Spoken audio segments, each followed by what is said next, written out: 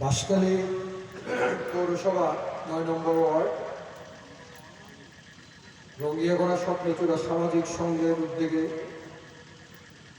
চতুর্থ তাফসিরুল কোরআন মাহফিল হুলাকায় আজকের এই মাহফিলের মোহতারাম সভাপতি, আজকের এই মাহফিলে উপস্থিত ছিলেন আমার আসার আগে যিনি বক্তব্য দিয়ে চলে গেছেন, বাঁশখালীর গণমানুষের অত্যন্ত প্রিয় নেতা, বাঁশখালী উপজেলা পরিষদের সাবেক চেয়ারম্যান, জননন্দিত নেতা জনাব আল্লাহ জহিরুল ইসলাম চৌধুরী ইতিমধ্যে আমাদের মাঝে এসে উপস্থিত হয়েছেন।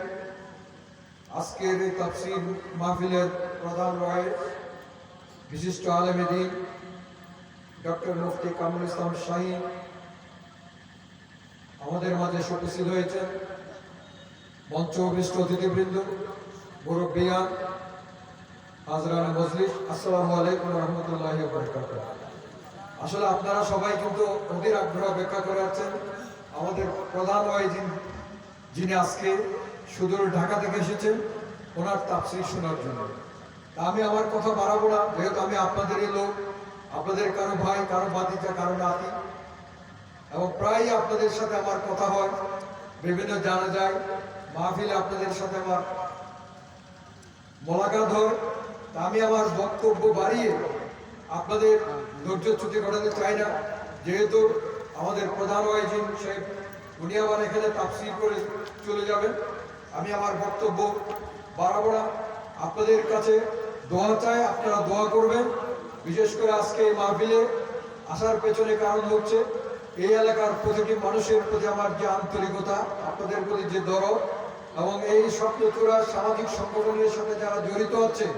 আপনারা জানেন আমি যেহেতু একটি আলেম পরিবারের সন্তান, আলেম পরিবারে আমার জন্ম, দাদা, নানা, চাচা, দাদা সবাই আলেম, এবং এই যে মৌলানা মনসুর আলী সাহেব যে এলাকার নামে এই এলাকার নামকরণ মৌলানা মনসুরিয়া মাদ্রাসা, সেই পরিবারের আমাদের পূর্বপুরুষ, সেহেতু প্রতিটি ধর্মীয় মাহফিলে আমি যতটুকু পারি থাকার চেষ্টা করি, আলেম আমাদের পাশে থাকার চেষ্টা করি।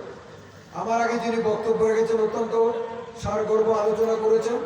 আপনারা আমি অনুরোধ করব, আসলে আজকের এই সময়ে এসে আমরা শুধু তাফসীর মাহফিলে গেলে হবে না।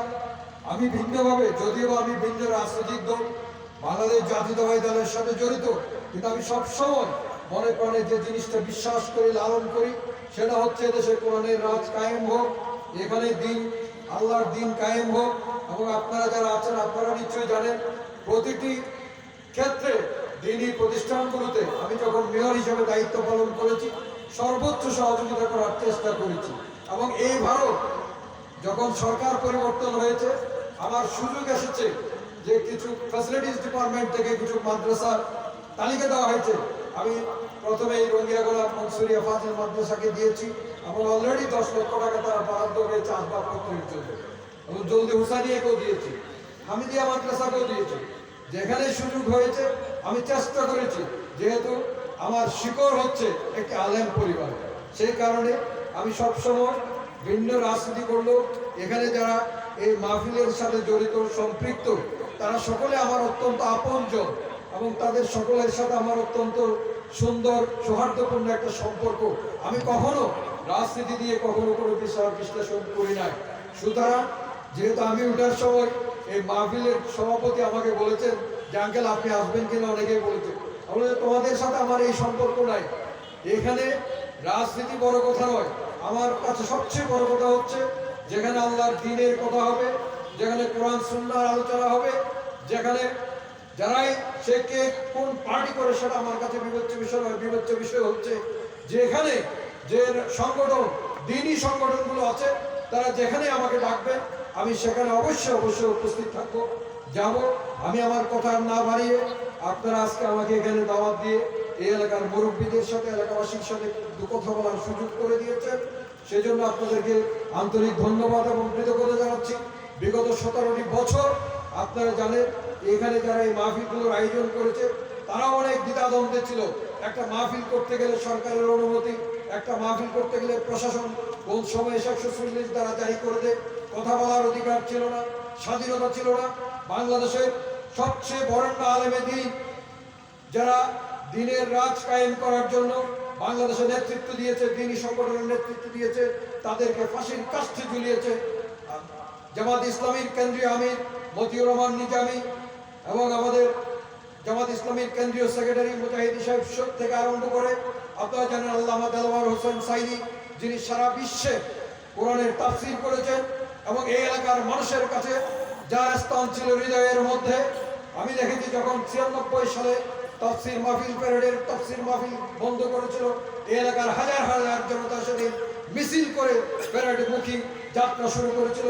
সেই বরঙ্গা আলেমে দিনকেও তারা বিনা চিকিৎসায় এবং তারা স্লো পয়জনের মাধ্যমে তাকে হত্যা করেছে। আপনারা আজকে সময় এসেছে এইসবের বিরুদ্ধে প্রতিবাদ করে তোলার জন্য। সেজন্য আপনাদেরকে অনুরোধ জানাবো, আসুন আগামী দিনে আমরা এই দেশে একটি সুন্দর বসবাস, সকলের জন্য বসবাসযোগ্য বৈষম্যহীন সমাজ প্রতিষ্ঠা করার জন্য, রাষ্ট্র প্রতিষ্ঠা করার জন্য ইসলামী শক্তি এবং ইসলামী তাহজিব তমদ্দুনকে সমুন্নত রেখে একটি সুন্দর বাংলাদেশ গড়ে তোলার জন্য সকলে ঐক্যবদ্ধভাবে কাজ করব, এই প্রত্যাশা ব্যক্ত করে আমি আমার কথা শেষ করছি। আসসালামু আলাইকুম ওয়া রাহমাতুল্লাহি ওয়া বারাকাতুহু।